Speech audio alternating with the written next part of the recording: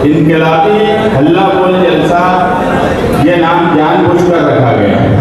मैं सबसे पहले तो शहरियान की जानिब से या पूरे शहर की जानिब से अबू आसिम आजमी साहब से माफ़ी चाहता हूँ कि आज वो मालेगांव शहर में जिन रास्तों से गुजरे, मैं उनके साथ गाड़ी में था, मुझे एहसास है कि उनको कितनी तकलीफ होगी।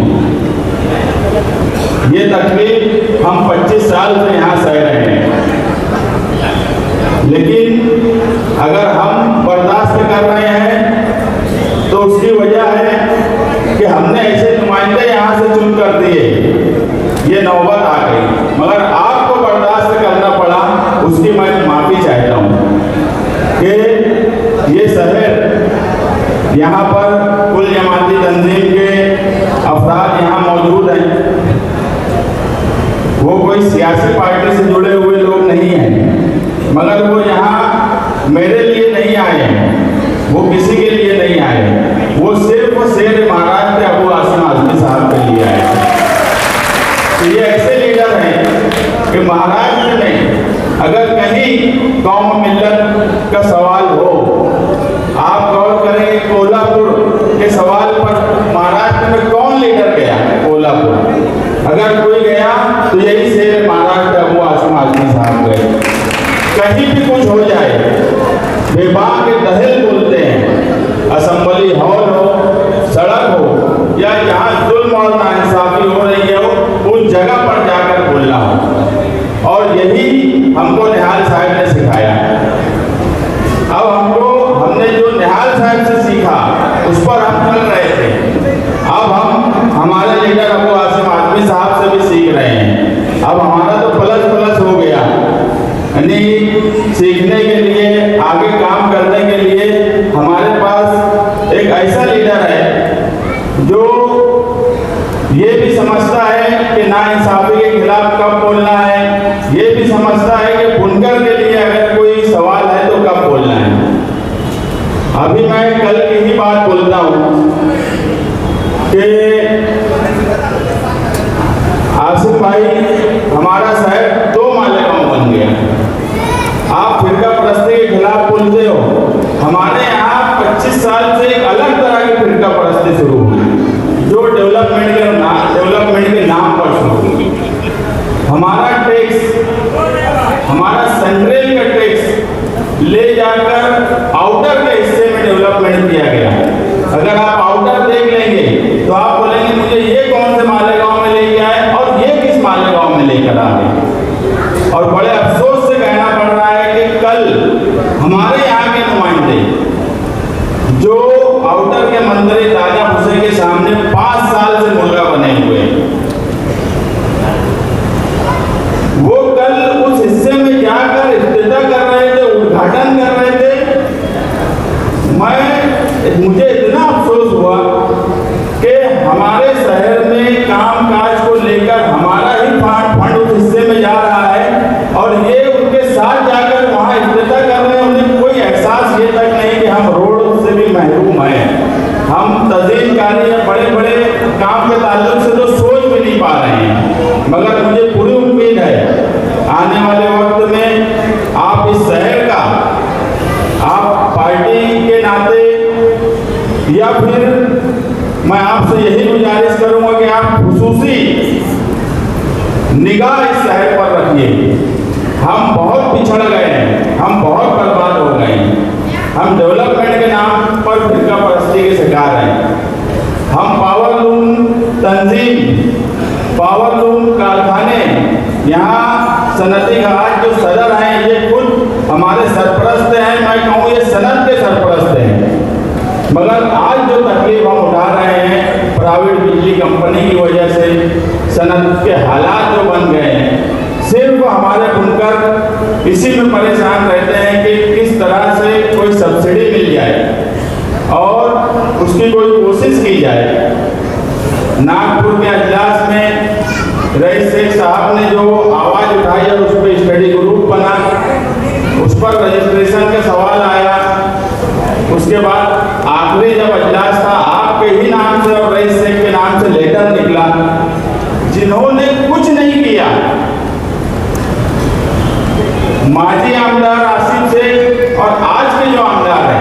इन्होंने स्टडी ग्रुप के ताल्लुक से कुछ भी नहीं किया, मगर उसके बाद भी आज वही लोग बोल रहे हैं कि हम ये कर देंगे, हम वो कर देंगे। और मैं जानता हूँ कि जो जीआर निकालने की जरूरत है वो जानबूझ कर नहीं निकाला जा रहा है। और मैं आपसे यही गुजारिश करूँगा कि आप मुंबई जाने के बाद आपके अंदाज में कोशिश करिए। मुझे पूरा यकीन है कि जब आप कोशिश करेंगे तो वो जीआर निकलेगा। कहीं ऐसा कभी होता है क्या कि असेंबली में पास हो गया, कैबिनेट में पास हो गया? हमारे यहाँ खबर भी कैसे दी जाती है, मिनट से बन रहे हैं, उसकी भी एक खबर है। आसिफ से बहुत कोशिश की है तो मिनट से लिखे गए। ऐसा बेवकूफ समझा जा रहा है इस शहर को कि जैसे कि यहाँ के लोगों को कुछ समझता ही नहीं। जब एक मर्तबा बिल पास हो गया तो दिखती बात है कि मिनिस्ट्री इसको करे या तुम कोशिश करके उसको करवाओ, मगर ऐसा कुछ नहीं यहाँ होता है। ये मस्जिद और मीनारों का शहर है, ये सनत का शहर है। हम मुसलसल यहाँ पिछड़ रहे हैं। आने वाला वक्त इलेक्शन का है और मैं आपको यकीन दिलाता हूँ कि आने वाला वक्त आपका हाथ ये शहर मजबूत करेगा। आने वाले इलेक्शन में आपको मजबूत करेगा, ये यकीन है मुझे। यहाँ एक इनकलाब आएगा इस जलसे के बाद, एक बदलाव की लहर है। 2 लोगों से ये शहर मुसलसल बदसन हो चुका है और दोनों का एक ही काम है, तुम मुझे मुल्ला बोल, मैं तुझे हाजी बोलूँ। 1999 से इस शहर में एक शेख रशीद की फैमिली और एक मुफ्ती इस्माइल की फैमिली, इन्होंने साठ गांठ कर ली कि या तो वो रहे या तो हम रहे, कोई तीसरी ताकत ना उभर पाए। मगर हमारे समाजवादी में जाने के बाद कहीं ना कहीं ये हुआ कि समाजवादी की ताकत निहाली बढ़कर ये लोगों की ताकत जब मिली तो यहाँ तीसरी ताकत खड़ी होने लगी। और ये तीसरी ताकत इंशाअल्लाह इस शहर में बदलाव लाएंगी, इनकलाब लाएंगी। इतना ही कहकर मैं अपनी बात खत्म करता हूँ। हवा का रुख बदलना जानती है, हवा का रुख बदलना जानती है, हवा का रुख बदलना जानती है, एक गिरकर भी संभलना जानती है। हवा का रुख बदलना जानती है, एक गिरकर भी संभलना जानती है। और तेरे फुनकारने से कुछ न होगा, तेरे फुनकारने से कुछ न होगा। ये सांपों को कुचलना जानती है, ये सांपों को कुचलना।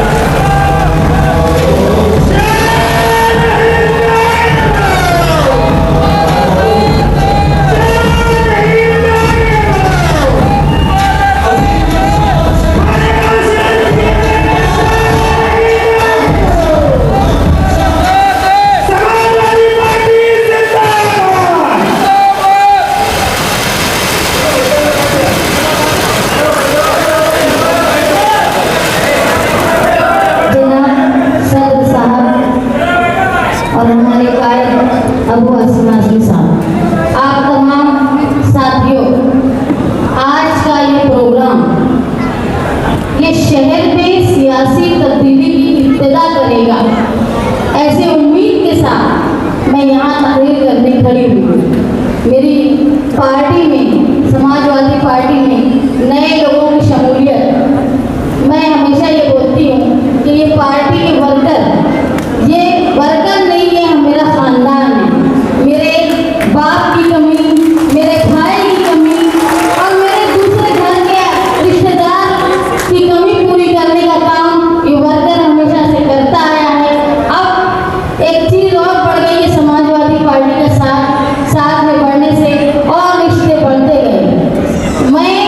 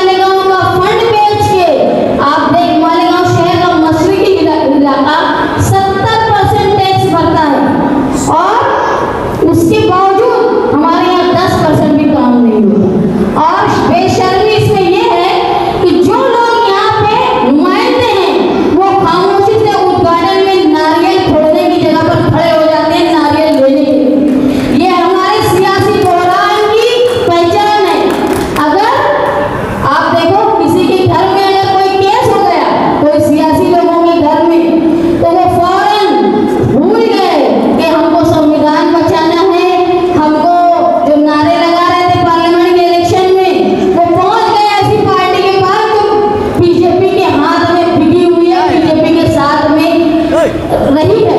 आप मैं मालेगांव शहर का सियासी बहरान इसलिए बोल रही हूँ कि मालेगांव शहर की बेदार आवाम में जिनको चुनकर दिया और जो इलेक्शन लड़ना चाहते हैं वो लोग बीजेपी के साथियों के साथ मिलकर रोजाना पुलाव की पार्टी कर रहे हैं और ये मान रहे हैं कि तुम उसको उनको वोट दोगे। ये सवाल है मेरे शहर के लोगों से कि अब बीजेपी के हामियों को मालेगांव शहर वोट देगा? छुपे हामी भी और जो दिखते हामी है वो भी। कुछ लोग तो ऐसा बोलते हैं कि भला भला चीफ मिनिस्टर साहब मुझसे बहुत मोहब्बत करते, सिर्फ मोहब्बत करते और कौन सी मोहब्बत करते तो मेरी समझ में ही नहीं आती। ना कोई स्कीम मालेगांव में देते, ना मालेगांव में कोई फंड देते, ऐसा क्या देते जिससे मोहब्बत जाहिर हो जाती है, मेरी समझ में नहीं आती। मालेगांव शहर में माजी में 12 नवंबर का वाकया पेश आया। उस वक्त भी दोनों सियासी लीडर जो अपने